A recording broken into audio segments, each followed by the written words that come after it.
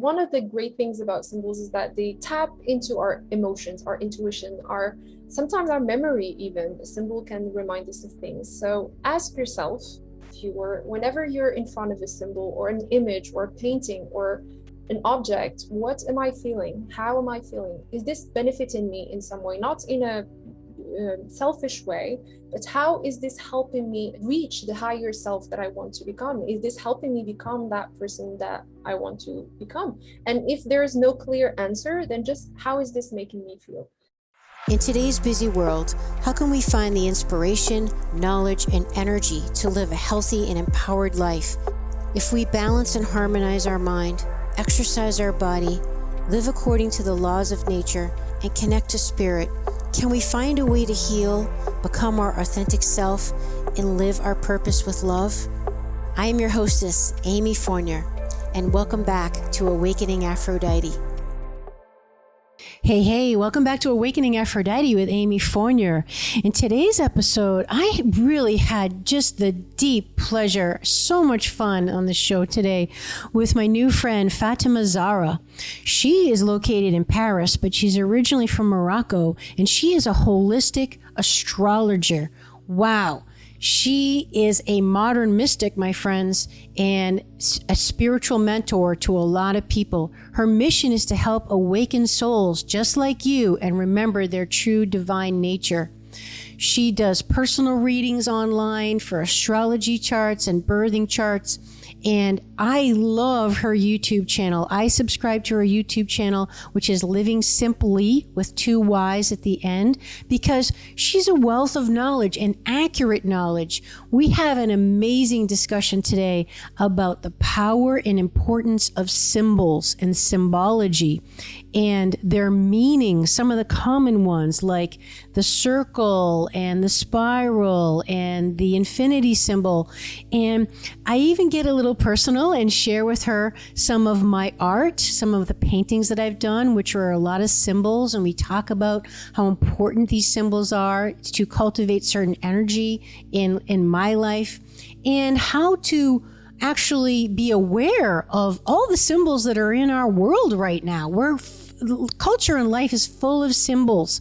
Whether you understand them or not, symbols operate on the plane of the unconscious. So your higher self really knows the meaning of symbols. So it's really interesting to take a look at what symbols you're attracted to. And when I paint, I like to just let certain symbols come out of me and paint themselves as my higher self trying to get a message to me, even if I intellectually don't understand it.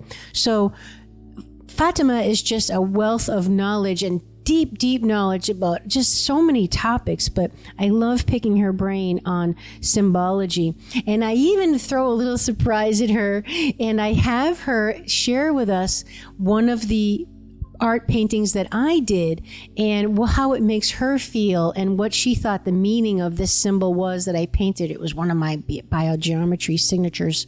And I sprung it on her spontaneously, and she did amazingly well. Not surprised at all at her what she felt was the meaning associated with that painting. And we just have just such a beautiful discussion. You know, have you ever just connected with someone and felt like you could just talk for hours? Just so comfortable and organic and real and natural. And we didn't even get into all her expertise on astrology and the 12 archetypes of the feminine and the zodiac and some of the other things that we were going to talk about today. So don't worry, I'm going to have her back on the show because I know you're going to love her just like I did. Time got away from us, but we're already scheduling to have her back on the show. So enjoy my discussion with Fatima-Zahra, the holistic astrologer, and please do share the show or leave a review and a comment if you really like it, because honestly, it really supports me and the show and means the world to me. Thank you so much and enjoy. Hey, welcome back to Awakening Aphrodite with Amy Fournier. Today, my guest is Fatima-Zahra. Welcome to the show. Thank you, Amy. Thank you so much for having me. I am so thrilled to have you here. I found you on YouTube with your amazing content because let me tell you something. I know a lot. Well, I don't know a lot. I know a little bit about symbols. I like to, I've been studying them. Symbology and, mythology and the esoteric, of course, has always fascinated me. And there's a lot of information out there. And like everything else in life, you have to be an astute customer to really be picky of really who you listen to.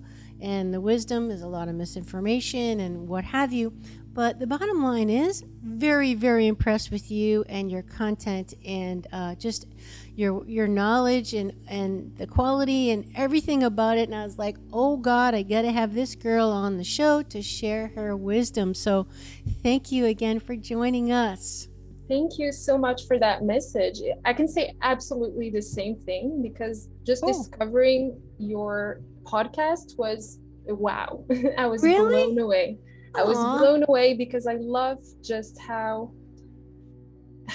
much of a safe space it is for women and for people from all different paths in the spiritual community to come together and exchange. So thank you so much, Amy, for having me. Oh my gosh, that's so beautiful. No one's ever said it like that before. And like you, when we're creators and content creators and wisdom seekers and love seekers and truth seekers and trying to connect and educate and learn ourselves and share, we often don't hear that. I say in the intro of every show, like, please leave a review, reach out, share the show.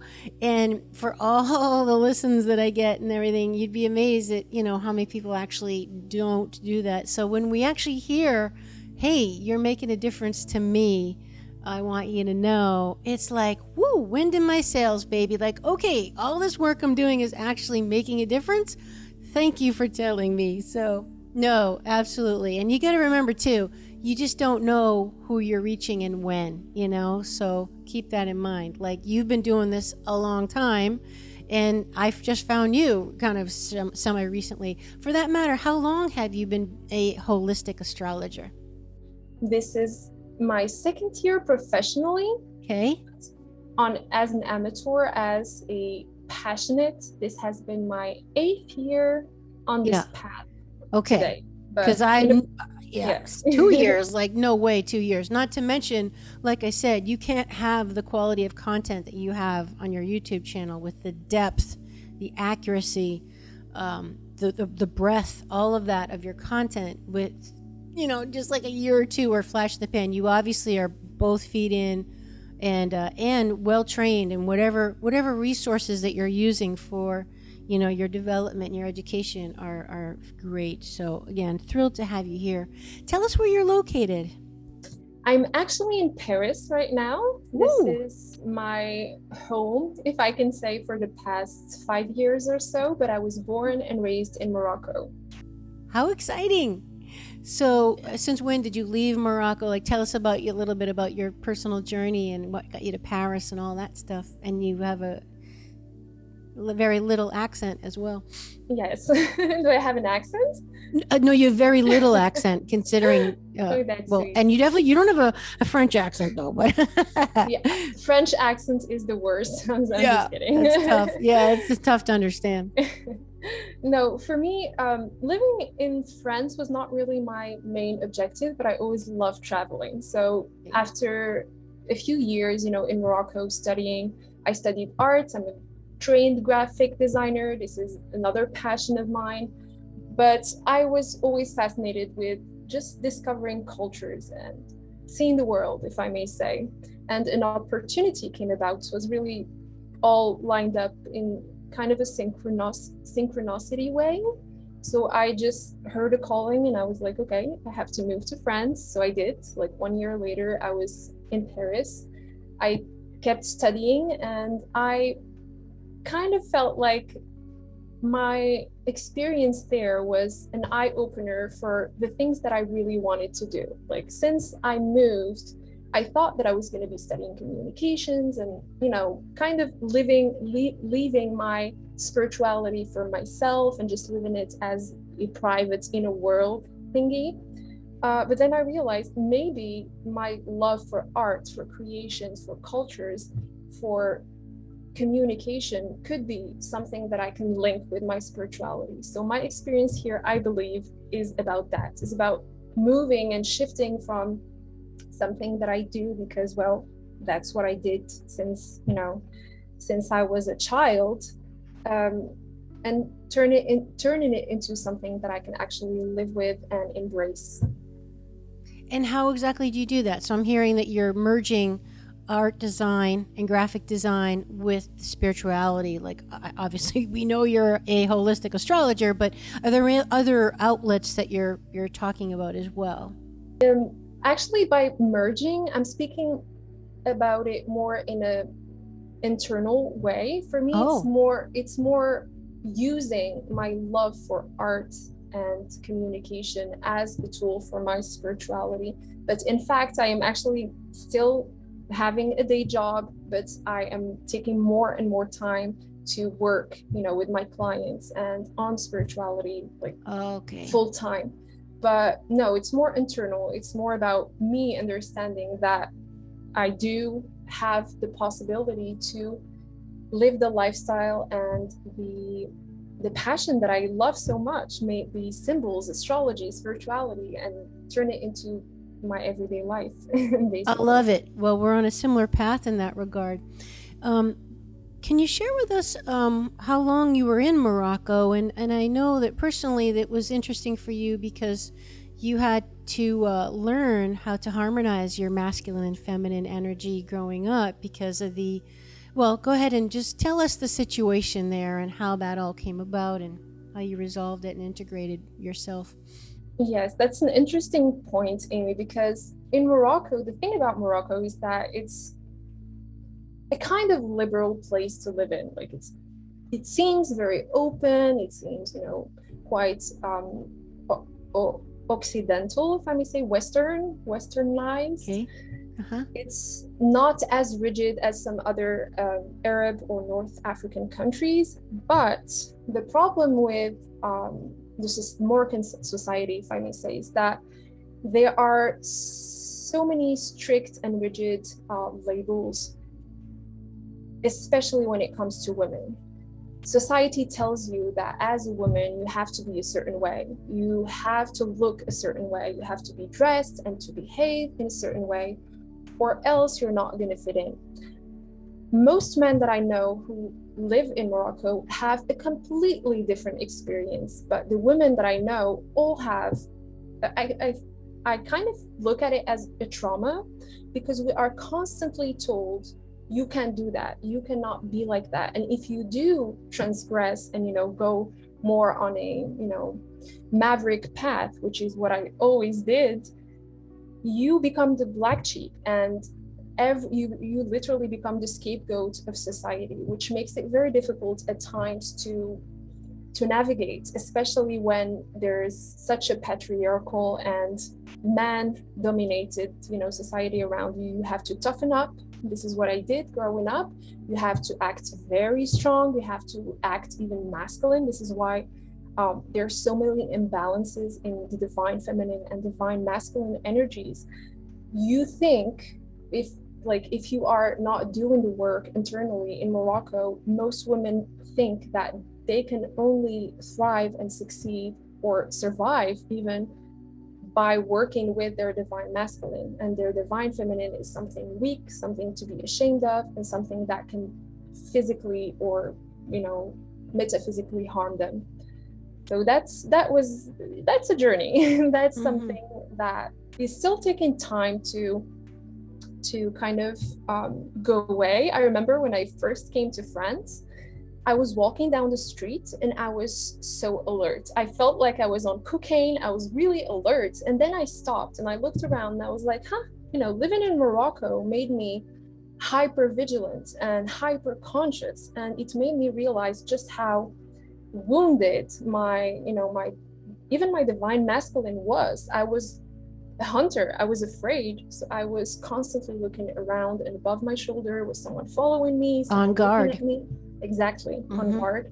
So learning to let go, to receive, to be a little bit more relaxed about everything, surrendering to life is a journey. It's something that my Moroccan experience or my Moroccanness is teaching me every day, is to tap into that more I would say calm inner state, that peace that can be not weak, but powerful, that powerful peace that we can have within.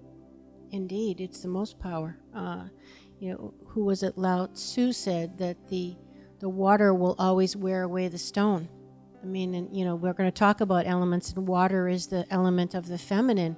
And if you don't think water is powerful, I mean, look at a tidal wave, look at a tsunami. I mean, hello, everyone there's a big misconception about, the divine feminine, and, oh, she's soft and she's just flowy and everything's okay and she receives, and yeah, it's all that. But let me tell you, like I say, you don't want to piss off a mother bear, or or any other type of mother, someone that has righteous anger. Just get out of the way. But before we get into that, can you tell us perhaps some specifics, Fatima, how you actually did start to cultivate more of the feminine essence in yourself? Because the story you're telling was my story. It's many, many women's stories. I'm surprised to hear it's that way in Morocco, but it certainly is like that in other cultures. And a lot of women struggle with their over masculinization, and that is a way to certainly kill your soul, not to mention your spirit. Tell us if you had any, what did you actually do to do that? All right. Actually, it's very interesting that you mentioned how it's, at the end of the day, it's similar to across cultures, but it's felt and experienced differently.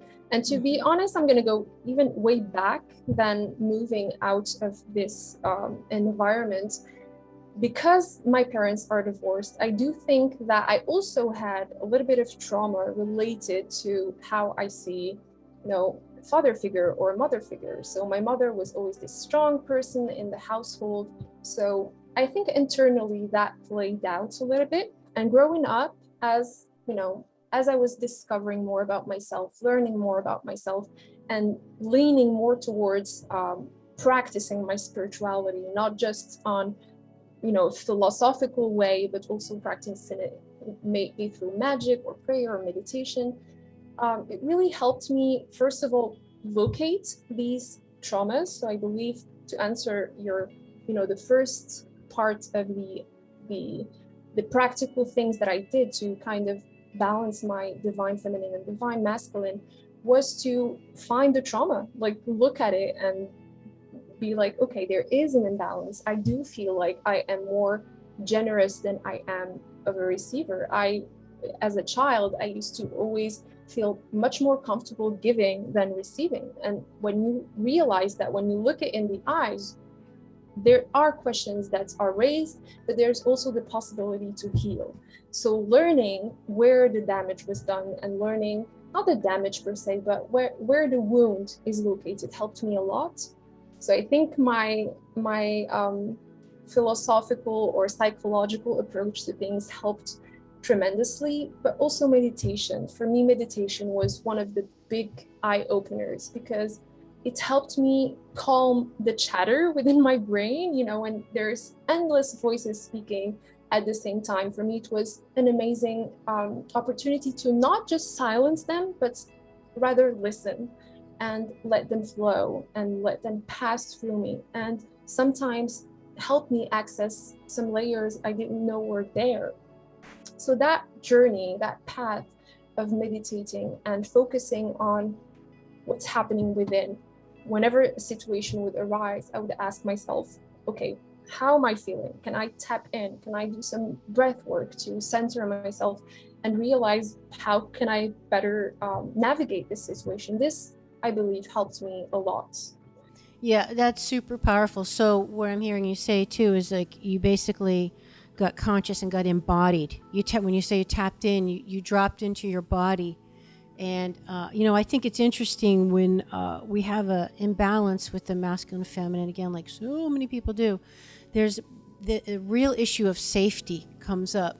So we can't relax and tap in and be receptive and open and flowy and all that if we don't feel safe. So if there's any kind of toxic masculine energy or lack of it, and there's a feeling of not being safe, that divine feminine in us won't just kind of let go and just go into the energy of relaxation and release and surrender and vulnerability and trust and intuition and all that stuff. Because like you mentioned, your mom ended up being a single mom with a divorce. So you mentioned that she was strong. So she had to be, all the single moms out there have to be in their super, assertive and on guard and, doing masculine to the detriment of their feminine, because they don't have the luxury of kind of flowing that much, because they're single mom. So these are all things that we all struggle with working out. And like I always say, people just have to remember, you were born with both. Okay. First of all, all embryos are born feminine. So take that, guys, and then we polarize, but we have both in us. And they're there. So it's just a matter of being aware. Like it sounds like you have developed a habit of being of when things trigger you, or you feel out of balance, or you're way stressed out or whatever, you have the presence, the consciousness to stop and tap in and embody yourself, and then redirect towards, okay, how do I want to be? It's like I say this a lot. It's like we have to reparent ourselves. We have to retrain ourselves, and our bodies and our spirits learn by repetition. And so it sounds like that's probably why it's working for you, because you're feeling, you're embodying it. You're getting out of your head, which you have to do.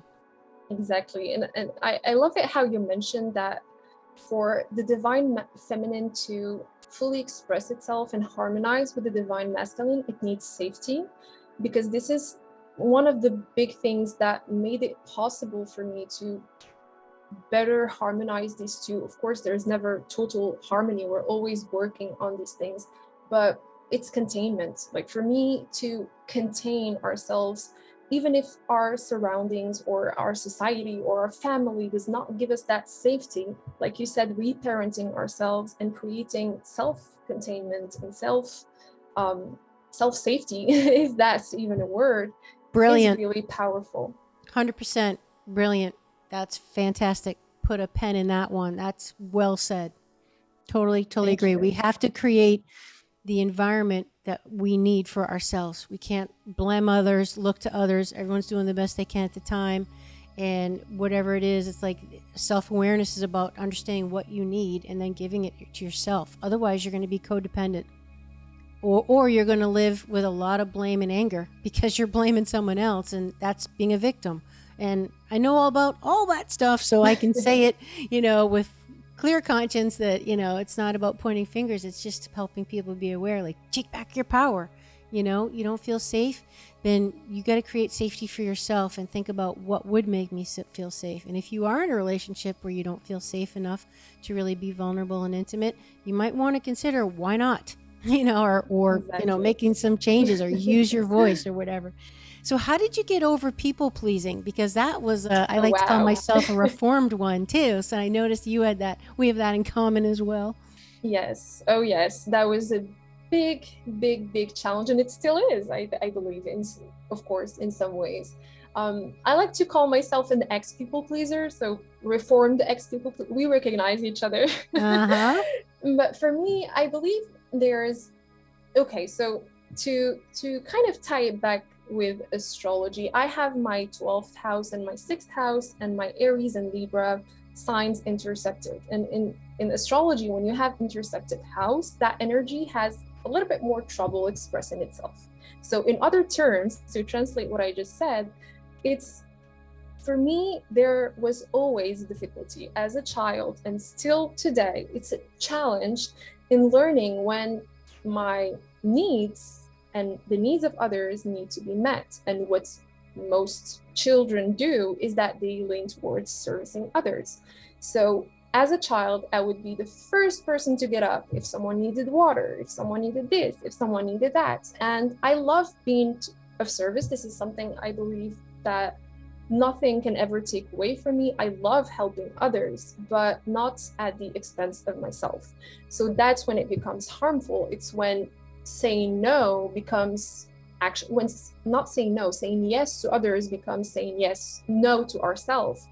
this is when, the difficulty happens. And it was a long journey for me, to be honest, because even just a few years ago or just a few months ago, every single day teaches me about a new situation in which I need to put my needs first, not out of selfishness, but just out of plain respect. I cannot be 100% for the person.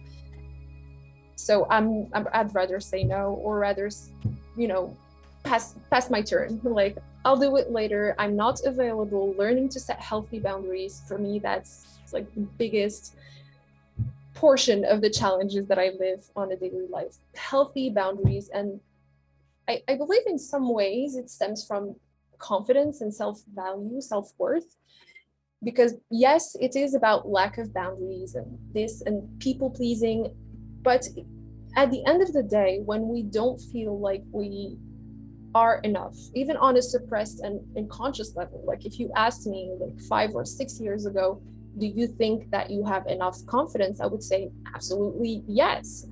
But still, my actions didn't match with that reality, because when someone would ask me something, I would literally bend myself, over to do it, when in reality, that's not really the thing. So I believe self-worth, self-image, and also being able to be authentic, it takes some time. So for me, it took time, and it's still taking time to fully express itself in a healthy manner, and reclaiming that power, like you said earlier, Amy, about we need to take our power back. I am not this because I am a people pleaser, because I have this tendency, does not make me this way. I can change the narrative. I can change and shift who I am and how I see myself and label myself with others. So yeah, a big a big journey ahead. And Beautifully said. Well, I will say I'm jealous because I wish I learned what you're learning when I was your age. It took me a long time. And like you, I think, some programs are hard to die. So, I definitely fall back into those tendencies. But I feel like, if you can change it and start changing it before you get in too much pain, then good for you. Some of us are more dense than others, and I had to be a complete burnout, midlife crisis. Like I really didn't even want to live anymore. My life got I was just barren. I just had nothing left to give, and it's challenging for people who are in a service industry and the health industry and psychological, spiritual, mental, emotional health. It doesn't matter when you're giving. Hard as women, we're known to give. We're judged by giving. We're judged by sacrifice. I mean, the nature of being a mom is others' needs come first, and we feel guilty. I can't believe the tremendous amount of guilt people feel when they quote unquote self-indulge, which is something like go to bed early, take a nap, go to a yoga class. God forbid they self-indulge. It's like, my God, we have to get rid of this mindset. And everyone's heard it a million times. You're on a plane, you put the oxygen mask on yourself before the kid. Who's going to do that, right? We all, when you're a mom, like you're a caretaker, it's so tough to live it, Fatima. It's so tough to live it. But I guess my point is hopefully, like you can be young enough or learn soon enough that you don't want to get in so much pain where you're just like, I will do anything. Like, I can't live like this anymore. I have to start taking care of myself and make those boundaries. And otherwise, I just don't even like my life. So that's what happened to me. And I can tell you. That's powerful. Like, thank you It for is. sharing that. Yeah. But for anyone listening who struggles, getting on the other side, I can't even tell you how much better it is. Like Oh yeah. I mean, I've lost wrinkles, I've lost weight. I mean, I have gained so much of that peace, that calm, that inner stillness, that connection with your soul. All that is waiting for you on the other side, but you've got to have self-love, self-care, self-respect. I love you mentioned that term. It's key, it's critical. No more being a martyr. You're just as important as everyone else. And yes, I'm all about giving, but you're fighting the laws of nature, which is giving and receiving. That is one of the universal laws of nature, giving Amen. and receiving. There you go, the capital A and, right? Otherwise, you're swimming up current. And so good for you. And I'll be paddling with you. All right, let's switch gears and drop into the world of symbology, which is one of your expertise areas. I'm so excited to tap into your wisdom. What can you tell us about symbology? Well, this is something that I am really fascinated about. So I'm really happy that we connect on this topic, if I may even call it this way. But what's fascinating about symbols is that we are surrounded with symbols. My cat wants to join in the conversation. No problem. My dog's walking around too, so maybe she senses my dog just came in the room. Yeah, they're vibing on their own sphere. Yep. But like I was saying, symbols are really, for me, the culmination of our entire awareness and consciousness. They're symbols, they're images, they're visual, they're physical, but at the same time they hold keys on different planes: energetic, philosophical, psychological, etc. So for me, symbols are really important because they are messages and traditions and lineages and stories all packed in one singular object or form, which kind of amazes me when you look at how history has always worked. We are a collective that works through passing on things and somehow initiating, initiating through student teacher. But the magic of symbols is that we don't need a teacher to be sitting in front of us and teaching us those things. A symbol can do that on a subconscious level. It can help us realign things and tap into that much more ethereal version of ourselves. And this is something that I find absolutely wonderful, especially in terms of understanding the world. Like when you look at a symbol and when you're just interested in symbols in general, you like to go beyond the veil. You like to see what's beyond just the words and just the official narratives, the material, the tangible material. Yeah, exactly. So physical. For me, this is an amazing opportunity to look beyond what we're told or given. So for me, that's what symbols are. They're an opportunity to dive deeper. Mm-hmm. Well, symbols are the language of the unconscious. And I'm just going to repeat that for the audience. They are the language of your unconscious. So when you look at a symbol, you might not know what the meaning is, but your unconscious, your higher self knows. The collective conscious knows, and it speaks to your soul.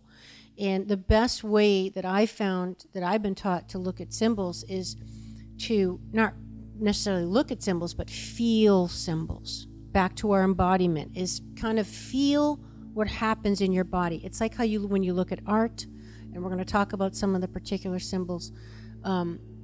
If you tap into, oh, I just feel like my spine straightened up, or oh, I felt a little bubble in my stomach, or oh, my heart felt like it opened up or closed or whatever.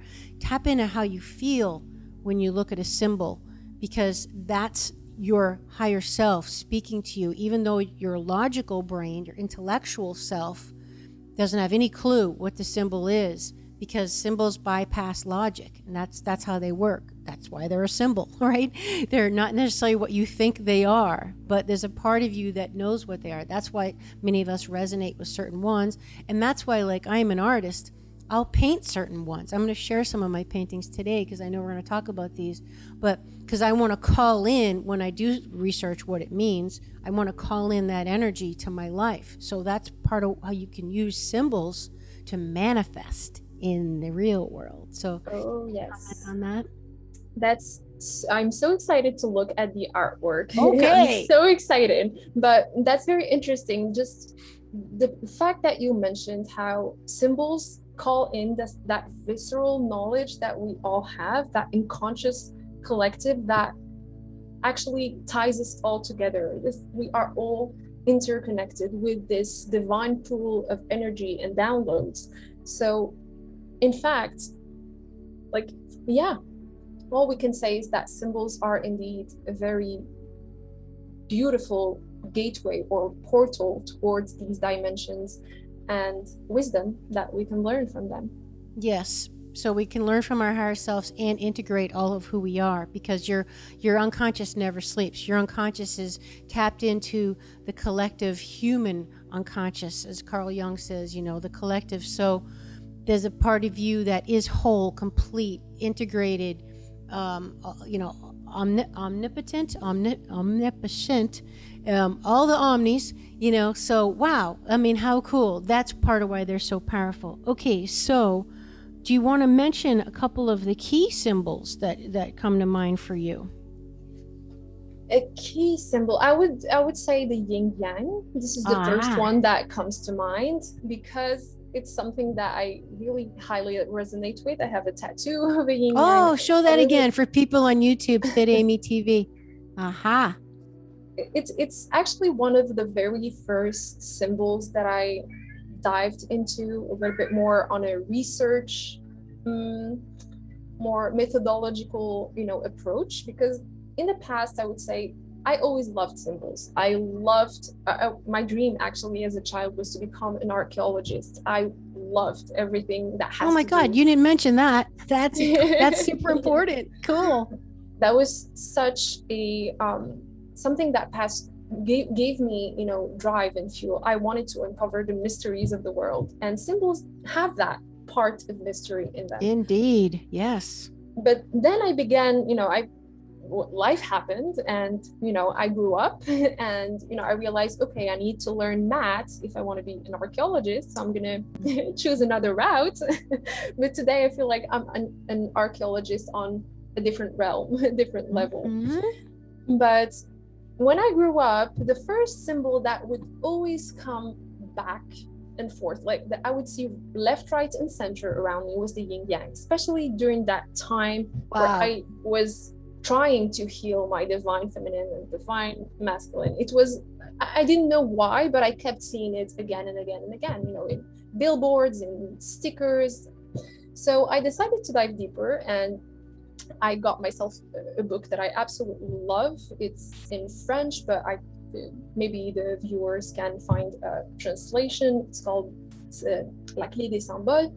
It's a dictionary of symbols, if you want.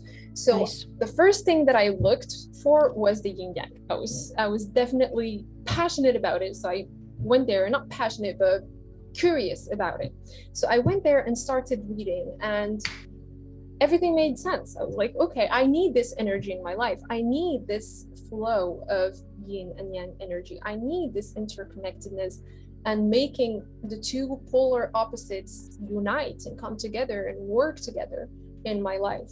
And from there on, I really began diving much more into the symbols that came to my life. And for me, it's really about waiting for a symbol to kind of pop up. It's like numerology. You're walking down the street, and we are constantly surrounded with images, but our unconscious decides sometimes that, yes, this is a number that you need to see today, or this is a symbol that you need to pay attention to. So our eyes will wander in one direction and not the other. While for someone else, it's going to be, another thing that he's going to pay attention to. And of course, as we all know, wherever attention goes, energy flows. So yeah, I just wanted to say that for me, symbols are sometimes companions. Like, we speak a lot about totem animals and, protective animals that would come and go in our lives, but not enough about symbols. Like, symbols do that too. They're here. Sometimes they stumble across our path to give us, a pat in the back and, good luck or some sorts of support in times of need or times of crisis. So glad you mentioned that, because our soul is always communicating with us, and our higher self, our soul, always wants, it's benevolent, it is love, it wants what's best for us. And in that effort to communicate, to your point, it's always trying to direct us towards the harmony, the love, the peace, everything that we're all looking for, the connection, the wisdom, whatever it may be. And I've said this on many shows, you got to pay attention. You got to get your face out of your phone and out of your head, and even just open your heart. Like every day in my prayers, I always try to open my heart. My latest has been, I'm willing to receive, which is funny about our conversation today. Yes. And that means paying attention, so that means, when I'm a addicted learner, I'm always listening to an audiobook or prepping for the show or whatever. But now I've developed a thing of like just turning it off sometimes when I take my dog out and just paying attention. So today when it happened, I would have missed two birds singing if I had my headset in and listening to an audiobook. And I walked by plants that I had never noticed before in 10 years that were like in this spot that we always walk by. So paying attention and listening to the symbols and the signs. And to your point, their symbols can be signs of communication of our higher self, just like animals. And I did a show on that actually, and spirit animals and all that.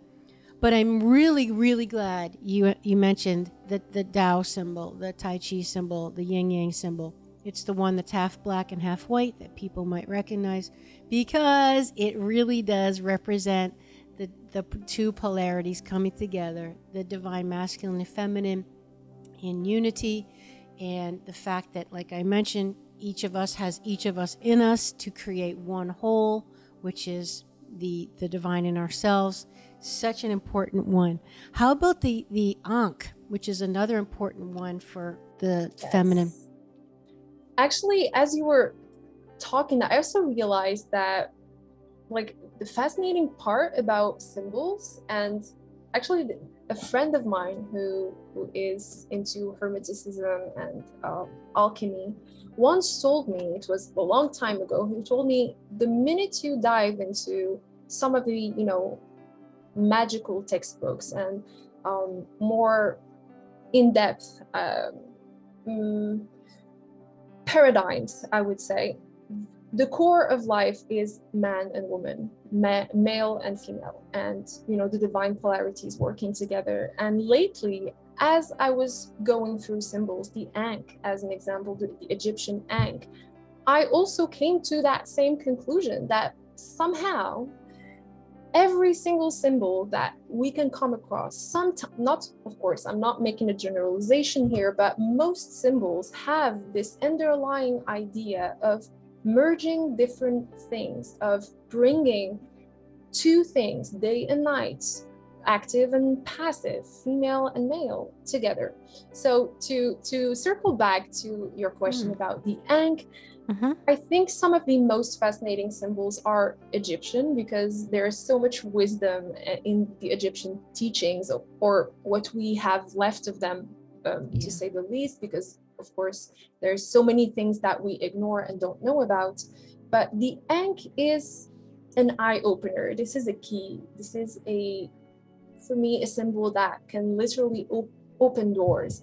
And because we're speaking about divine feminine and divine masculine, of course, this is not the only thing that the Ankh speaks about or reveals to us, but there is also a theory, if we may say, some scholars who view the Ankh as, the upper part of the Ankh is supposed to represent the divine womb, the divine feminine, and the pillar, like, I don't know how to describe it. It's a cross with a loop at the top.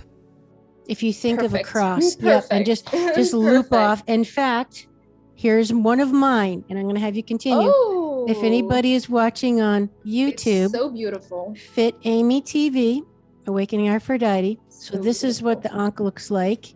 It's basically a cross. Everybody knows the Christian cross, and actually, that's actually where they got it from. The Ankh was first, and it has a loop at the top, or a circle. So this is a sample of the art that I did. And okay, so please continue. Oh, I love it. I'm in love with that piece of art. Isn't it neat? I don't know if you can see the sparkles. I can see it. There's a texture that's so beautiful. I love it. And we'll talk about the art and how the symbols come through us if we get the heck out of the way. So there's my soul's way of communicating with me. I actually did this one on my birthday. Ooh. Yeah, I was. When is that? It was February 10th. Yep. Ooh, I just happy did this birthday. one. Happy late birthday. Thank you, darling. Okay, please continue. So the Ankh that we just saw in a very beautiful painting is actually a symbol that, as you mentioned, also inspired the Christian cross, because in a way, actually, this could be controversial to some people, but there is a continuity between all religions. And as an example, the story, the archetype of Jesus is something that we also find in Egyptian mythology, with the myth of Osiris, and the the Son of God who was reborn, and who, through this act of being reborn, atoned for the sins of humanity. But anyways, this symbol is really, really powerful, because it is a key. Like in ancient Egypt, we would see pharaohs and kings wearing this key and holding it. Everywhere in Egypt. Yes. Everywhere. Mm-hmm. And it's actually a key to different portals and different dimensions, like, to put it in a very broad, simple explanation. And like I was mentioning earlier, so the cross that you mentioned, for some, in one way of interpreting this symbol, represents this righteous, active, I would say, willful life force that we have. While the oval or loop, the loop at the top of the symbol, represents oneness, represents unity and grace, and of course the womb, the creative womb. And when you bring these two things together, when you are at the same time full of life and full of force, if I may say, and at the same time full of acceptance and surrender and letting go, you can access your third eye's powers. You can access even the realm of the dead. You can access so many different planes of existence that go way beyond the physical, and that gives you the ability to be royal. In Egypt, royalty was linked with the Ankh, and like, if we bring it back to Christianism, like, God in the Bible speaks a lot about royalty, because people of God are royal, and this is meant to sometimes be like, they say that the Bible is meant to be read by kings. They don't mean actual kings, but in each and every one of us, or at least this is how I like to view things, in each one of us there is this royal faculty of being our inner queen or inner king, if we are connected, if we are centered, and if we tap into this power. And some symbols like the Ankh can really help us tap into that. And integrated. So a symbol, just the definition of a symbol is it represents something. So the fact that it has the feminine, curvaceous, round loop at the top, connected with the straight line, angular bottom cross section, the masculine, it's basically representing to be whole, and to your point, in our full power, our full capacity. That we need to be integrated in those two factors, and then we're tapped in. So it's a beautiful, beautiful, and no wonder why it's everywhere. I mean, it's everywhere, and there's all different versions of the Ankh now. But I'm so glad you mentioned it, because the funny thing is, though, Fatima, is although it is the integrated of the two, it is also the symbol of Venus and the feminine. Like, if you look at the bathroom door and you're wondering, is this the men's room or the ladies' room? The woman symbol is from the Ankh. The Venus of the woman symbol is based on that. So it's kind of absolutely. And I love how there's a little heart, like, at the center of your beautiful artwork. Like, for me, it really adds power, like, to this entire symbol, because at the end of the day, it is life itself. It is, of course, the merging of the divine polarities, and like you said, Venus, like, females are life, females as in divine feminine. The divine feminine is life. Thank you so much. Well, I want to hear more about symbols, but I'll add, this might be a good point to add, that my mentor, as part of me recovering from my complete meltdown in midlife and burnout, I was so in my masculine, I was so disconnected from my feminine feeling body, that he had me start doing art therapy to help give, because to get really deep on people, there's a difference between the spirit and the soul. The spirit is known as the masculine, the soul is the feminine. We use them interchangeably, mind, body, spirit, but the soul and the spirit are actually different things technically. And the soul is the feminine. So to tap into my soul and my inner knowing and all that, and to help balance me, not to mention integrate me, he had me do art therapy. And what I learned from art therapy, so many things, I share this a lot on my social media, but I learned so many things. But to our discussion today, it's relevant because it was a way, Fatima, for my soul to communicate to me and get my logical brain out of the flip of the way. Because I don't want to swear. Get the heck out of the way and stop overthinking everything, Amy. Stop overanalyzing, intellectualizing.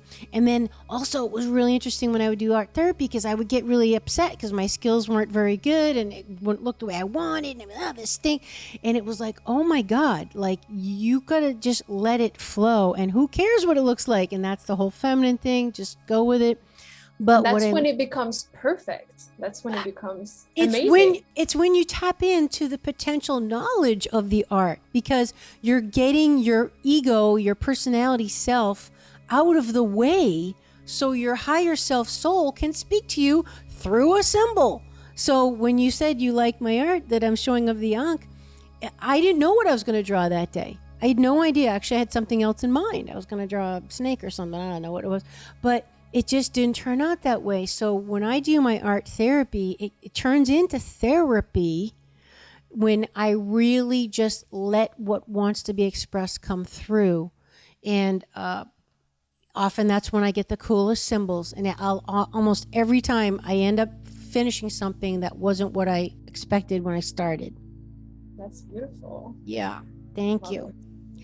All right. How about another very important one is the circle, because it's the origin of everything, and then the Vesica Pisces. Ooh, love it.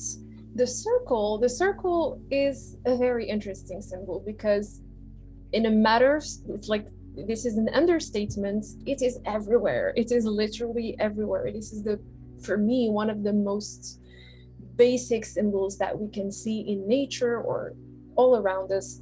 Things like a drop is somehow in a circular shape. The earth is supposedly in a circular shape.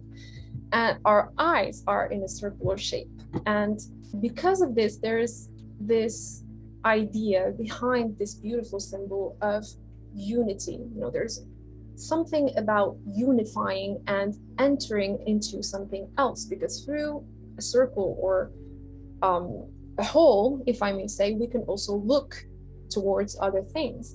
And at the same time, it is very, very much linked with the divine feminine because of our ability as women to birth life. So when we look at it, a circle is also this ability to bring forth new things. Out of this circle will come and will emerge new things.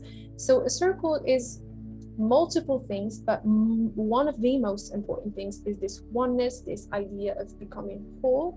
And sometimes there's this loop factor. A circle can represent also sometimes karmic cycles that can unfold, and how we need to go through certain, like just in our way of speaking, a manner of speech, we say we're turning in circles. You know, sometimes we need that moment of going back to the same place to understand and then unravel and then maybe circle enter. Back. Yeah, exactly.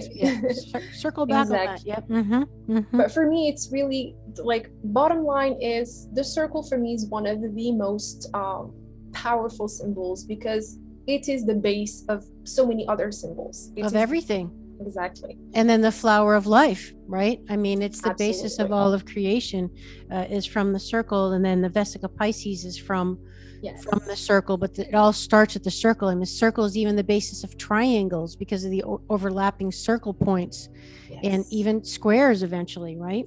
Sacred geometry is really amazing. Like, for me, for someone who was like, when I say I sucked at mathematics as a child, I am not joking. Really? Because actually, even astrology has math in it. So well, today my entire paradigm shifted when I grew up. Because the thing about mathematics is that when I grew up, the teachers that I had were really, for me, like now with you know the I don't know the years that went by, I look at them and I think they had wounded toxic masculinity in them. Right. They were really Cartesian, like Cartesian, we say. They were really rigid, like really rigid in their way of thinking. So when I would ask questions, like I loved physics as an example, because I learned why we're looking for X or Y or Z. But in mathematics, there was no context. But then after high school and after, my studies, I realized that there's such a thing as, the Pythagorean brotherhood, or an entire philosophy woven around mathematics, which made me fall in love with it. But of course, I still can't count, very well. I can't solve math problems, but I do believe that the entire foundation of our, math is one of the language of the universe. This is the divine way to reach God, and geometry. The Pythagorean theorem, pi, and Absolutely. It's all based on math. Physics. Absolutely. Right. Mm-hmm. Look at the work of Nicholas Tesla and understanding energy. Yes. Mm-hmm. And I really think that just to end this little segment about mathematics, that one of the sad things that happens today, I believe, is some people try to separate. Of course, this began way earlier. They began separating between hard sciences and spirituality, while in fact most creators, inventors like Nicholas Tesla, as you mentioned, and people from the past, they were both philosophers, astrologers, creators, and mathematicians, and inventors and engineers. There is no separation. But when people split these two, then it becomes a little bit murky and inaccurate and incomplete. Well, I'm so glad you brought up the term sacred geometry, because I like to think of it as sacred geometry is the language of creation, and symbology is the language of the unconscious. And sacred geometry is powerful because what's happened is we've noticed that there are patterns to growth. There's patterns to all of life. And that's basically what sacred geometry is, that all of growth conforms to certain patterns that are consistent. You mentioned the circle. The circle is the basis for everything, for the Vesica Pisces and all the other symbols, but then there's patterns and things grow in spirals. DNA strand is a spiral, and if you look at a nautilus shell, that's a spiral. There's patterns in leaves in all of life. Like what's that called, Fatima? Do you know the term of the thing that is it's like the law of resonance, when like resonates with like. The law of correspondence? No, not that one. It's the one how, like, for example, a walnut resonates with the brain, and therefore if you think of if you visualize a walnut. Divine correspondences? I think it's divine something, but shoot, I'll have to get it for the show notes. But if people visualize a walnut and what they look like, and they visualize what a brain looks like, oh my God, they resonate. So what do you know? A walnut is high in omega-3. It's good for your brain. Hello, like tomatoes, and lycopene is like the chambers of the heart. If you slice a tomato, the chambers in the tomato, if you just visualize the seeds and everything, are like chambers of the heart, and the heart is good. It's amazing. And so, so the law of resonance. So what we're getting at here is, my point is that symbols and sacred geometry and all these things are powerful for us to understand, or maybe not even understand, but somehow incorporate things in our lives that we are attracted to, because they might be harmonizing our energy, our subconscious, our unconscious, and helping bring in the harmony or the energy that we need. Like, for example, when I drew the Ankh, and I had no idea why, and well, I don't know, my higher self knew why, and I'll tell you what, when I look at it now, it makes me feel good. I like it. I think it's pretty. And that's all the medicine I need. I don't need to understand, like, oh, what's it really mean? Who knows? I just know it makes me feel good. And almost back to our original point in the beginning of today's discussion, that it's all about your environment and understanding what you need and then giving it to yourself. Maybe you don't, or maybe you don't understand why, but this makes me feel good. That flower makes me feel good. This picture makes me feel good, whatever. Yes, absolutely. That's beautiful. Like this reminds me of when I was a child, I once had anemia. And the day before I knew that I had anemia, before, I felt really sick and really fatigued, I wanted to drink olive oil, like lots of olive oil and lots of spinach and, all things that have iron in them, because it's an iron deficiency. Hamburger. And a good steak. Yes. And because of that, I really resonate with what you said. Sometimes unconsciously, our higher soul, our higher mind, our higher heart knows what we need, the nutrients that we need to incorporate. It doesn't always make sense, but eventually we do get it. We do understand. Like you said, sometimes we don't, but it still feels good and we still need those things to be incorporated. So that's really a good point. And the world of symbology is all about that. Like, to our point, you might not understand it, but it doesn't really matter. It's really, at the end of the day, what makes you feel good. All right. Are there any other, before we kind of move on, because, oh my gosh, I can't believe how time is flying by. You and I obviously could talk forever. You're gonna have to come back on the show. Let's just quickly get into the infinity symbol before we move on to anything, because that's a really important one that people know. So just please describe what it is so people get the visual. So the infinity symbol looks like an 8 sideways, like if it's on its back. And it's such a beautiful symbol that we are all accustomed to, that we sometimes draw unconsciously. Like it just feels natural to draw it because there's no beginning and no end, and it does represent this beautiful flow of nature. There's life, and then there's death, there's a beginning, and then there's a start. And we don't know at which point, like as an example, in the day, we can't really tell when it is still the day and then when it is still the night. There's a beautiful transition that happens, but there's some points. Like one of the things that I like about one of the things not often talked about the infinity symbol is that there's intersection points, and these intersection points sometimes in our lives can be felt as crisis. It's like there's a moment where everything is merged. We have the two possibilities. There's new beginnings and endings. And like to maybe broaden up the topic for the viewers so that they can think about this later. This really, for me, this generation, this era in which we live, feels like we are on that intersection point in history. We are at the dawn of something new, but there is still things crumbling and falling apart.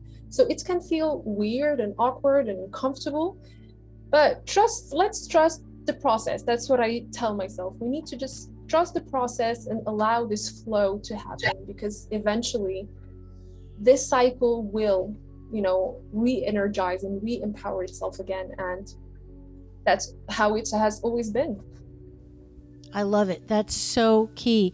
I looked up the word infinity, and it's Latin for infinitas, which means unbounded.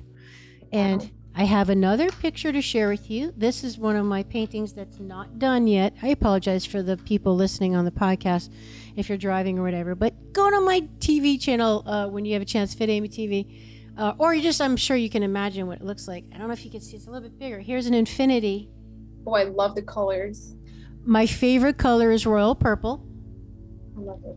And just so people can see, it's an infinity symbol, which like Fatima mentioned is the sideways number 8. And this was another one that just came to me. I don't really know why, but what I've learned in my training with biogeometry, I don't know if you're familiar with that, which is basically the energy of energy qualities that, many of us think of energy and matter, but to our discussion today, that shape determines function, determines energy. I mean, like my example of the walnut, it's like, that's why yoga has been so successful in practice for thousands of years, because you're basically putting your body into a shape of an antenna to receive and transmit certain energy. I mean, the pyramids are energy, that triangle, right? I mean, it's all about energy, and we're just not told how shape determines function and energy. So my point is that biogeometry training taught me about the infinity sign, which is very interesting, is because it's eternal and it's connected to the divine, obviously. That the training is that it's not a good idea to even think about the past, because even if it's a good memory, because you're going against the natural flow. So whenever you do, or even if you have just an upsetting thought for that matter, you can actually visualize the infinity sign, and that clears your energy and helps balance. Yeah, it's a really interesting concept I love it. I've only heard with biogeometry training, but it's funny because the basis of biogeometry training, which was founded by the most amazing reincarnated pharaoh, Ibrahim Karim, who I'm going to have on my show once his book is done. He's the one that founded the whole thing, but he actually is the one that talks about how the shape of information and these symbols and all these things are actually determining our reception to things in life and our transmission to things in life. So just wanted to share that about the infinity. I didn't know that about infinity. Biogeometry. You got to look it up. Oh my God, you've got to look. I'm an advanced practitioner. My whole house is dialed in. In fact, if you look at one of my necklaces, I have biogeometry pendant, which is the L90, which is basically a right angle because it's protective energy. And then I have this pendant, which has all the symbols on it. I just took it off because the black doesn't match my cute little outfit, so I had to take it. But I got it right in front of me, so it's close to my body. But I'm sorry, you wanted to say something? And I'm having 2 circles up here. Oh, your to earrings. That channel. Your earrings. I love it. I really love it. I will look it up. I think it's fascinating that you mention it because, just like as above, so below. There's this way of having a correspondence between elements and things. And when we look at in history, some of what we call savages or people in the Middle Ages, we see them as these people who didn't know anything because they didn't have science. That's how some people nowadays look at the past. But then you look at these people and they sometimes know what a plant does without even having a lab, just because there's this geometry resonance. The resonance. Yeah, well, the plant tells them. I mean, exactly. Shamans have always said that the plants tell them what they're for. Mm-hmm. So I find it really fascinating, and especially when it relates to symbols and how we can use them and incorporate them. That's beautiful. All right. I love it. Now we're going to do a little test on you. I'm putting you on the spot. I'm going to show you a symbol. I'm going to show you a painting I did, and I'd like you to demonstrate for us how it makes you feel. So okay. And perhaps you can even think of what you think the meaning is of the symbol. Okay. All right. So again, like I mentioned, like I think to tell people, this is what you do with art, even art therapy, is you kind of tap into how does it feel in my body? Where do I feel something? Can give you information as to the meaning of the symbol. Okay, so if you can just share with us what you think the symbol means or how it makes you feel. I'm going to hold another picture of one of my pieces of art. Oh, wow.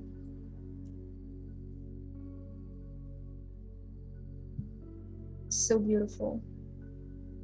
It's hypnotizing, truly, for those who are listening.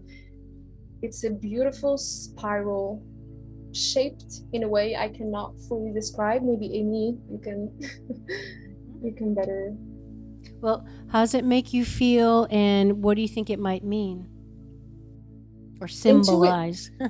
Intuitively, the first thing that comes to mind, like the first feeling that I had when I just looked at it before I began speaking, I don't know why it felt playful, creative energy and interplay, if I may say. I think that maybe the color orange is maybe linked with this feeling that I'm having, but for me it really feels like a loop of energy and a spiral of energy rising, like somehow of a kundalini awakening of some sort bubbled up in a symbol. it makes me feel good, to be honest. It's a creative type of bliss that I get when I look at the symbol. I want to say it feels like how I would like if you asked me to draw what a climax or like a pleasure in life or bliss feels like. This is what I would maybe inscribe, but you tell me if I'm completely, you know, wrong, or I believe there's no right or wrong, but that's how it makes me feel. I love it. Well, you know, that's a very good point you brought up, is that there's no right or wrong, and symbols change for you too. You can look at a symbol in one time in your life and have a totally different reaction. It's like a book, right? Then pick up a book at one time, pick it up again, and it means something or you read it a different way. Symbols are that way. They change just like we do, and they come into our lives at different times. And it's all subjective. There's no one, it's like a dream. No one's going to interpret. Our book isn't going to tell you what your dreams mean. You have to, it's the meaning you give things, the symbology, what it means to you. So there's no right or wrong, that's for sure. But this painting that I'm sharing is, it's actually one of the biogeometry, biosignatures is what they're called. It's a way of resonating. This actual drawing is a way of resonating with the higher realms of the angelic plane. So you tapped right into it at the beginning because you said it just made you feel good and up because you're tapped in. So this resonates with the higher harmonic of ultraviolet, which is the frequency of the angelic realm. And of course, you mentioned you were really strong on the color orange, which is the second chakra, which is the chakra of child creativity, playfulness, youth energy, creation. You mentioned creation. It's the womb, it's the hips, the pelvis, those lower organs, and there's a little bit of yellow. I don't know if you can see it, the yellow at the top because it's shading in. Beautiful. But you hit the nail on the head. So this was another one that came to me. I was like, I want to, and this was me painting this purposefully, Fatima, to call in the higher angelic energies to my apartment in helping me do the work I do, that I was basically trying to call in that energy. So whenever I look at it, I'm basically giving myself medicine of resonating with that higher frequency. And that's how I use symbols in my art therapy. Do you want to comment at all? Or anything that you do? Well, first of all, this symbol, this beautiful painting, not just the symbol, the painting in itself and the process that you just described is reason why symbols can be such a healing modality and such a healing tool. Like, I really love how you described, for you put your intention into this drawing, into making it an invitation for divine energy or cosmic energy or whatever entity or energies you're trying to work with. So I find it really beautiful, and it's something that I deeply resonate with. For me, in my practice, it's more sigils. I would love to someday try art therapy and maybe play a little bit about in that field. But for me, I love to draw, but I sometimes find myself inscribing sigils way before I even knew what a sigil was. Like, can you define a sigil for us? So a sigil is basically a small, it could be a piece of paper, or the material doesn't matter, but it's taking a symbol or making a symbol. That's when it gets, the fun part is it's making sometimes a symbol and turning it into a little piece with little trinket that we can even wear with us. We can put it in our wallet or in our shoes or whatever, to basically remind, like you just mentioned, remind our unconscious self about that energy. There's an intention in the symbol. It's not just drawing the symbol, it's using our body as a tool to connect. We are linking the higher realms and the physical body, the physical, manifested world when we draw or write something. That's why it's so important, when people speak about journaling and whatnot, because it really anchors in those intentions. It's like saying, so it is. It's like for me, it's like finishing off a sentence, putting a dot at the end of a sentence. So for me, to come back to your question about how I like to use symbols, it's mostly wearing them, of course, in jewelry and all around my house or body, and also in sigils that I like to keep with me to remind myself of certain things. And there's a symbol I'm gonna. Yeah, can you give some examples? It sounds like they're like talisman or amulets. Yes, I'm gonna share one that I hope I find it. Mm-hmm. I didn't plan this, but let me try if I can find it. It's not here.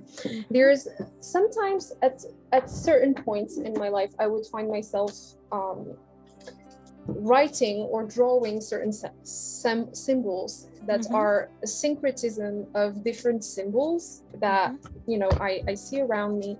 And this one I would like to share with you, Amy, today, and with everyone viewing or watching. Those look like biosignatures. Oh my God. You're going to love biogeometry. That's what that's I'm intense. diving. I'm diving right in.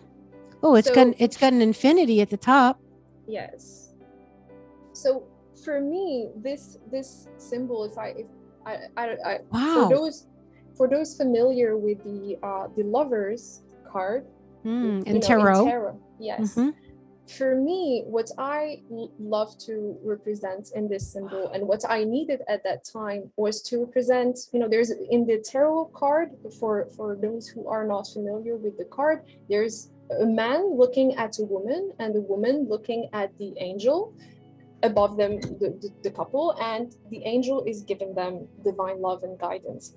And it kind of explains how our conscious mind cannot access what we call as angels or the sky, because he needs to tap into his unconscious, aka the woman in the tarot card, to get and receive and actually look at those things that are beyond our comprehension. So I kind of, this is really random, but I'm really happy to share it. I love it. For me, it's a spiral of understanding that sometimes we need to merge and look at things differently. Maybe we cannot consciously go and knock at the doors of God or of the universe. We cannot do that consciously. We cannot force our way into spiritual awakening, but we can tap and learn to listen, like you said, and look around us. And through doing this, through allowing ourselves to become, to enter this spiral of life, we can begin dancing and moving, around. So yeah, that was my little. Thank you so much for sharing that. You are an amazing artist, first of all. Thank you. Incredible. I love it. That's very, very powerful. And tips for our audience: just start drawing. Who cares? No one ever has to see it. Just start sketching. You got a pen, you got a pencil, you can make art. The main thing I would suggest is to get your brain out of the way. That was the hardest thing for me, and it still is to this day. I always know when I need to do art because I'm a stress ball. And, but it's funny because that's the time where I don't have time for that, but that's also the time that it's hardest for me to drop in and get my flipping brain out of the way and just let it flow. And sometimes it takes a little while. And, because I keep, here comes the judging me and the, criticizing me, and I'm all tense. And sometimes I draw a really small detail. I can show you some. And I don't know if you can see. Can you see the one back there? There's a circle. Painting. I am seeing a beautiful circle, white painting with blue and maybe beige. Yes. It looks like a butterfly from here. I would like to show it to you, but I'm actually not, because first I have to get up and go across the room. But also it's not quite done yet. But my point is, sometimes I draw such detail, it's hard for me to get in the flow because it's you got to concentrate. But what I love to paint the most is just get acrylic paint online, get a canvas, and just let the little kid in you come out and just splash the color and be abstract. And who cares? But even the color to your point about my demonstration, the orange, color is therapy. Color is a type of therapy. And it'd be interesting for you to see what colors your soul wants to feel and express. It's like, oh, I want to wear a red shirt today. You know, like my soul picks my outfit all the time now. That's totally different. Oh my goodness. Well, this is just, we are just already up on time, but before, we need to just, first of all, I'm going to have you back on the show, because we didn't even get to the Hermetic laws and principles and talking about magic and manifestation. But I think, thank you. I think what would probably be best to do to serve the audience is to perhaps finish any other points on symbology and their meaning and how to incorporate them and all that stuff. I believe for the people listening, what I really think is important to keep in mind with symbols is that we don't need to be scholars or academics or philosophers or even artists to dive deeper into the magic and the beautiful power of symbols. All we need is an open heart. Like, all we need to do is open our hearts and be fully listening to the realm of life. Like, what happens all around us is that we get messages, like we discussed earlier, and these messages can be really powerful guides and tools if we use them wisely, if we use them correctly, and if we accept their messages. So for me, that's like the biggest thing to keep in mind when it comes to symbols. Be curious, learn as much as you can, and trust your gut. Like, sometimes our intuition would guide us towards maybe a certain type of symbols or certain culture that has certain symbols that we need at that time. And it's all right. Like, sometimes we need to dive and pursue those things and find other things. Like, that's the beauty of it, you know. So if you're feeling lost, or if you're not feeling lost, like to all, you know, the extent of the word, just center yourself and try to use the symbols, the beautiful symbols of life, as often as you can, or at least look at them once in a while. Mm-hmm. Or be open to that. For me, that's like a starter pack that people can go with. I love that. And so some suggestions for people might be, you know, if you're just feeling like your health is suffering or something, you might want to just visualize or draw circles, which is holistic, you know, a life, you know, and just drawing circles and just see where it goes. Or maybe if you're feeling lonely or you're having relationship problems, just draw hearts, or buy pictures of hearts or cards with hearts and put them on your fridge. Or, you know, these symbols are going to work on your unconscious. Even again, if you're not, that's why it's unconscious. You're not aware of it, you know, and then just start paying attention. Like, I don't know, maybe things are just start working better. I mean, like one of my favorite things to do, Fatima, is walk around my apartment and look at my art, you know, and particularly when I'm really stressed out or sad or whatever, or feel disconnected. And if I'm really being a good girl, I'll put on some nice music and just literally sit. And I'm not a big meditator, I will admit. I'm not good at it, but I have other forms that get me in that place. We won't get into it at the moment, but I'll just say I'll meditate while looking at it. And what I You're mean in is flow states. Yeah, I'm just soft gazing and in the receptive state and the flow allowing state, and look at my art and let it work on me. And again, if I pair it with music, it's really powerful. But for those that aren't painters or artists, it's really looking at anything that gives you an aesthetic appreciation and feeling good. And, you know, back to the name of my show, Awakening Aphrodite. Aphrodite is love and beauty. It's appreciating and feeling and resonating with something that makes you feel the higher vibration of love and beauty. That's what Aphrodite is. So when you surround your life, your environment, and your home and with things that make you feel good when you look at them, or smell good, or you just like that pretty candle or a flower, it doesn't matter. You're nurturing your soul. You're giving yourself that good medicine that you need. So that's what the art has done for me. I love it.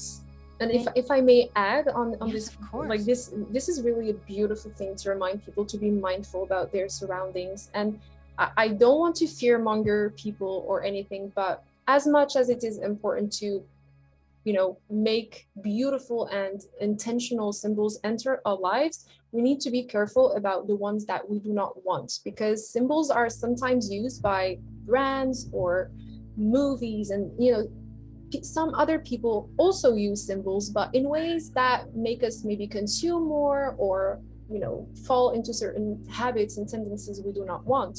So being really careful and selective also of, you know, what enters our home, what enters our awareness is really important. So thank you for pointing that out. I am so glad you mentioned that, because actually was one of my closing things. I was going to ask you, are there any symbols that we should have the heads up that are, you know, oh boy, you know, I mean, anything that just comes to mind quickly of symbols that might be dark energy? To be honest, I don't think there's such a thing as, and this is my personal way of looking at it, as a dark symbol, but I do think there's dark uses of certain symbols. Like, as an example, just when we go to the grocery stores, they use certain colors and certain logos that would entice us to buy more. Like, they would put red and, you know, maybe a touch of blue to make us feel all calm and, you know, and steady for the act of buying. I think just paying attention to what certain people, intentionally or not, are doing could be interesting. The cat wants to say a word. Yes, it's okay. Cat is welcome here.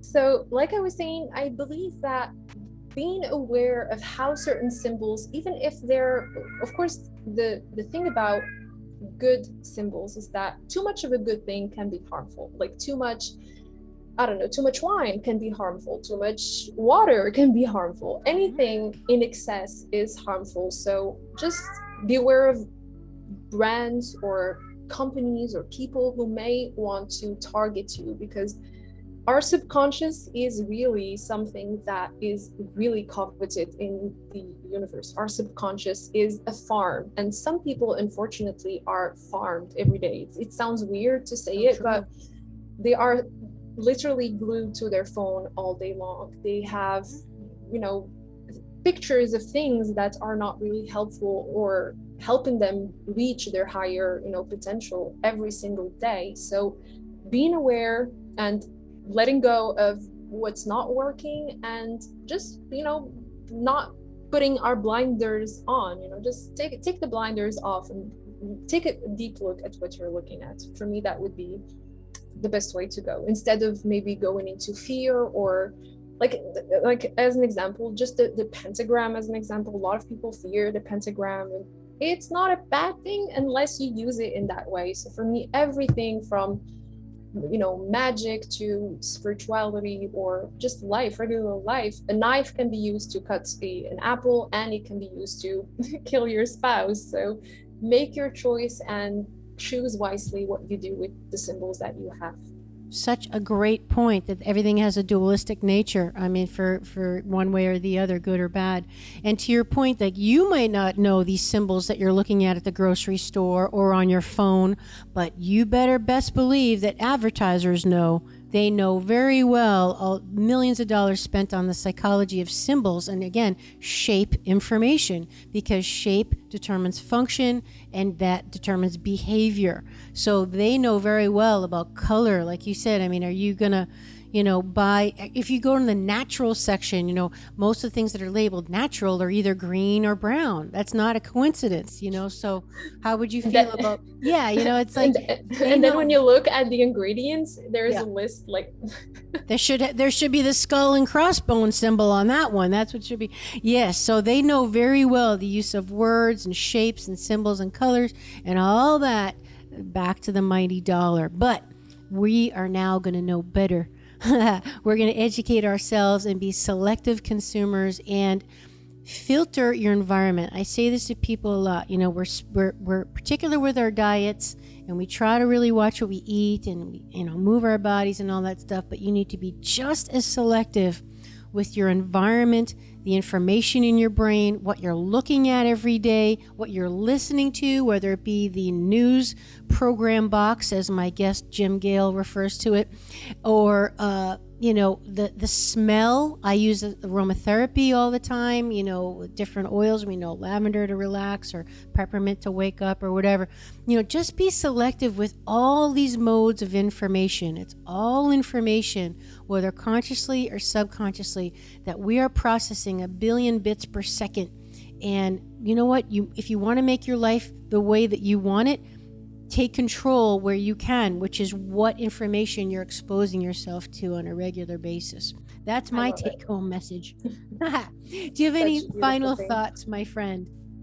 No, not final thoughts, but more questions, like for the viewers that they can take with them. Like you said earlier, Amy, about symbols. One of the great things about symbols is that they tap into our emotions, our intuition, our sometimes our memory. Even a symbol can remind us of things. So ask yourself, viewer, whenever you're in front of a symbol or an image or a painting or an object, what am I feeling? How am I feeling? Is this is this benefiting me in some way? Not in a selfish way, but how is this helping me reach the higher self that I want to become? Is this helping me become that person that I want to become? And if there's no clear answer, then just how is this making me feel? If there's any triggers, sometimes it's also interesting looking at those triggers, because some symbols can bring up, and dig up some wounds, some traumas that need to be healed, that need to be worked on. So yeah, that would be my final thoughts on this beautiful topic that we had the chance to talk about today. I just adore you. I think you're fantastic in so many ways. I am so thrilled and grateful to have you on the show. You are really special. Thank you so much. And I'm just gonna add to your point that even if the symbol was to just serve you, and if it was in a self-serving way, good. You know what I mean? Like, there's no apology for that. Let it serve you, because if we can be the best we can be, you're going to be a better everything to the world. And the world needs people who are tapped in, resourced, centered, happy, vivacious. True. So if it does just only serve you, then good. Again, we fall into the trap of, because I do this all the time. I'm taking like 6 online courses right now. I'm like, okay, how can I apply this? How can I use this to help? And I'm like, wait a minute, this course I'm taking just for me. It's a little side tangent, but I have to train myself to do that too. Like, what about me just doing it for me? Not to how am I then going to use this to help the world, but I love it. So just a friendly reminder from one girl to the other. All right. How can people find you? And please just tell us what your services are and how they can hire you and get more of you. Oh, that's sweet. So if people want to work with me, I'm a holistic astrologer. So my main goal, if you want, is to use astrology as a way to help people, not by showing them the way to go, but explaining to them the way they can find the way. This is for me a tool and a modality that can help people achieve their highest success, find true sovereignty and authenticity within their being. So for me, astrology doesn't have to be complex. I hear a lot of people say astrology is complex. It is simple, it is practical, and it is as easy as it can be. If it has to help us improve the quality of our life, or else there is no purpose. And if people are interested in working with me, I provide birth chart readings and one-on-one reading sessions where we go in depth into the person's natal placement, so their entire, I would say, karmic composure or energetic signature, what the stars have in store for them, and also how they can use it. This is really something that I do in a channeled way. I like to channel and tap into my intuition, and also work with, so I'm a tropical astrologer. I use Hellenistic astrology in order to provide the best tools so that people can, just use it in a way that can help them and serve them. And there's people who are excited about looking into their birth chart, I have a website. It's livingsimply.com, simply with 2 Y's. The reason for that is that when I was a child, I used to write my name, so Fatima-Zahra, with 2 I's and with a heart, above it. I would always write not just 1 I, but 2.